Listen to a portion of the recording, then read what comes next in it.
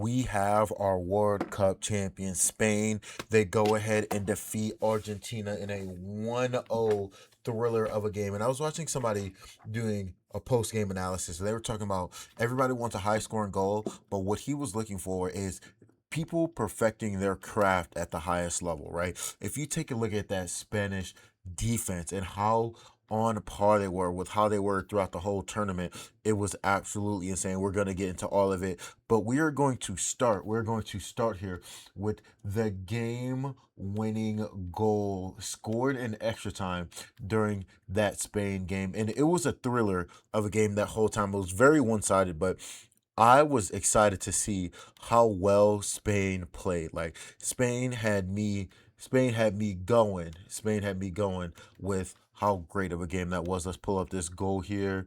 It was a cross, then to a header, and then in extra time, I mean, he just bangs it to the back of the net. And Spain, they were knocking on the door of this game this whole time. Spain would have, I want to say, 23 shots. 23 shots and only one score, right?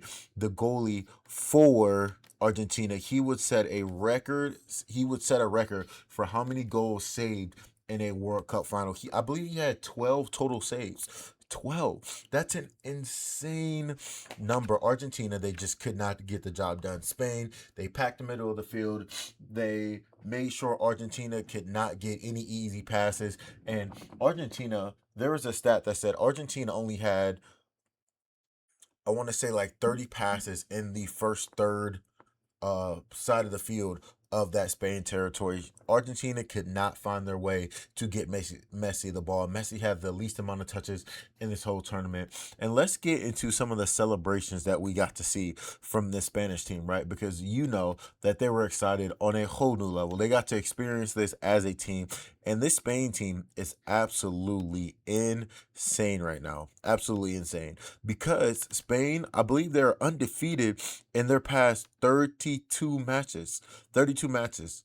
They are the nemesis to France right now. France could not figure out how to beat this Spanish team. Spain will go ahead and beat France not only to advance to the World Cup, but they beat them in the last two major tournaments that they had. And I know France is super upset at Rodri throwing up the trophy. This man is a winner. I did not know how much of a winner he was until this tournament because this man has won every single team award that can be won. He was the best player in the FIFA World Cup, and he continued to show why he performs so well on the field, whether it's the preparation, whether it's the team aspect, whether it's just showing up day in and day out every single game. And this FIFA World Cup has taught me a lot regarding sports broadcasting, sports analysis. And I know I'm early, but we're getting into a whole new level of locked in because of how great sports can be, right? Like look at the crowd celebrating Spain at the World Cup parade. Like I know firsthand what it's like to witness a championship, but never on a global level like this, right? Yes, I'm from Cleveland. Yes, I was there when LeBron won in 2016 and I got to see the championship parade. But this World Cup is on a different level of competitiveness, a different level of love for a country, and just witnessing how great the FIFA World Cup is gives me chills for the 2028 Olympics, right? For different things that are going on in the sports world. And I'm going to dive into every single one of them. And I hope you guys stay with me on this journey. But let's talk about some of the record breaking things that happened in this World Cup, starting as we talked earlier about the France goalie. The Argentinian goalie who had 11 or 12 saves to break the World Cup finals record. And then we also had Spain with 7 World Cup shutouts. They had 7 clean sheets, right? That is the best defensive performance by any team in World Cup history. They broke records in viewership and attendance. The record was broken prior to the semifinals even started for the amount of fans attending a World Cup, and the viewership was on a insane amount, right? The expected viewers for the World Cup final was 3.1 billion viewers. That is more than the NBA championship. That is more than all of the professional championships for America times 10. That's how many viewers the World Cup had. Michael Olise, he would have 7 assists in a single World Cup. That is a 56-year record that Michael Olise broke. Ronaldo is the first player to score in 6 different World Cups. And then Cape Verde, the greatest story, the greatest Cinderella story going into this World Cup, was the smallest population of a nation to play in the World Cup. Their population was only 530,000. So you got to see a whole spectrum of different avenues, of different things across the world that are bringing these nations together. And just to witness all of the traditions, all of the cultures flocking to America and seeing how great or how wonderful America was as a country. It's just absolutely insane. Absolutely insane. And we're going to go over some highlights here because I want to get into it. First, we're going to start with all of the amazing aspects that the World Cup had to offer, right? From Spain lifting the trophy to Cabral hitting that crazy goal in extra time to give Cape Verde a chance to be Argentina. There were so many different things that happened that need to be celebrated, Here, you got just every exciting moment in the FIFA World Cup, right? From Team USA making a deep run to Mbappe and Holland performing on a whole new level to Lamine Yamal setting the standard and winning at such a high level at such a young age. Like there were so many things that happened in this World Cup that changed my outlook on sports, right? I got to witness Messi, the GOAT, in his final World Cup. I wasn't even tracking to soccer before this, so I had to do all the research. You got to see Barcola kind of evolve as a player, and you know how great he is at playmaking, but to see that at the world's biggest stage. You had Holland in his first World Cup coming in and actually being a part of that golden boot race. Like there are so many different things that just get you excited for sports when they're competing at such a high level, and they continue to perform at such a high level in their leagues as well. But when you get all the stars on the brightest stage, you really get a chance to see what the moment is like and who is built for those moments, right? You got to see the cultural differences. You got to see teams celebrate in the best way that they know as a nation. You got to see Brazil go and beat Japan. You got to see Mbappe continue to break the record and leave with the most goals in FIFA World Cup history. I believe he is at 22 right now.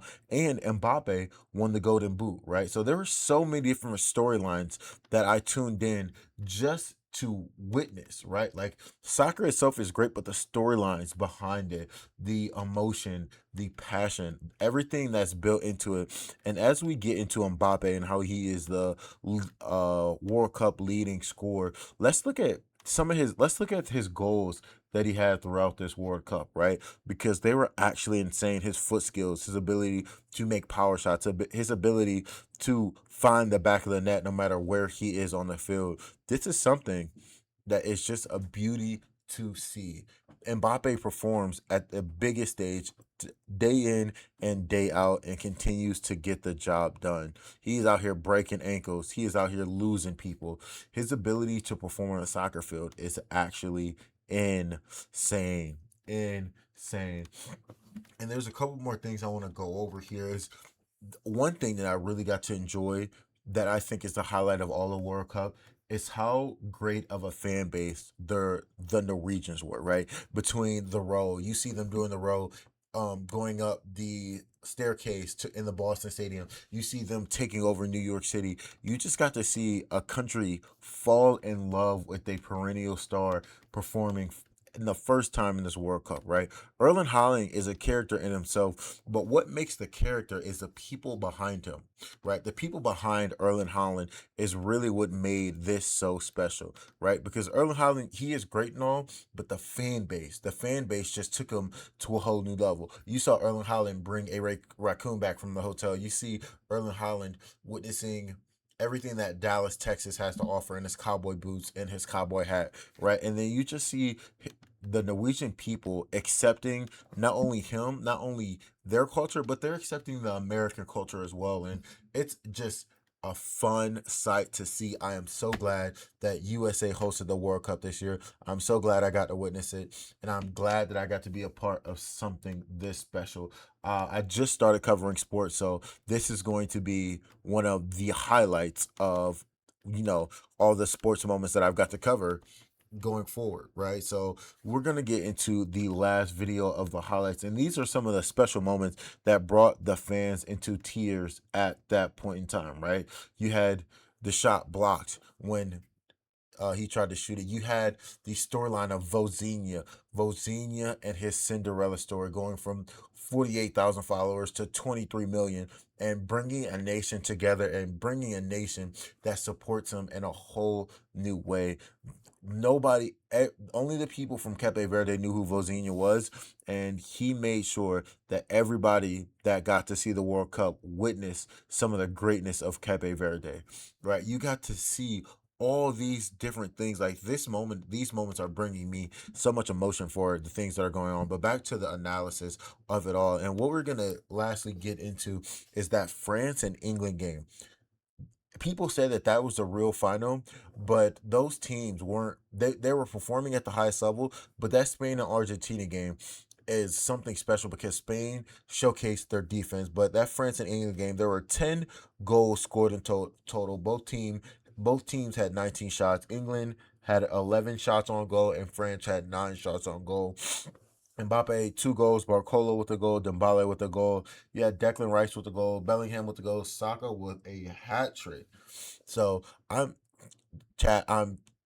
World Cup is going to forever be in the heart of me. I'm definitely going to be tapped into the soccer major leagues now. I'm definitely going to cover Coupe del Rey and some of the European champions. So, chat, we're super locked in. Thank you guys for tuning in and watching the World Cup with me. Make sure you guys like, comment, and subscribe. We're diving deep into college football now. As you know, SEC Media Days is going on right now. We got a lot of things going on. We have the 10 best quarterbacks coming up. We have the 10 best receivers coming up.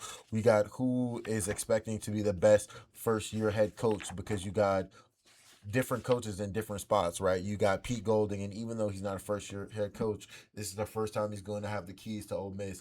Lane Kiffin at LSU. You got John Summerall at Florida. James Franklin at Virginia Tech. You got Alex Golish at Auburn. There's so many different things happening in college football, and I cannot wait to dive deep into it. We are about a month away from it. So make sure you guys like, comment, subscribe, and stay tuned for the next one. Peace.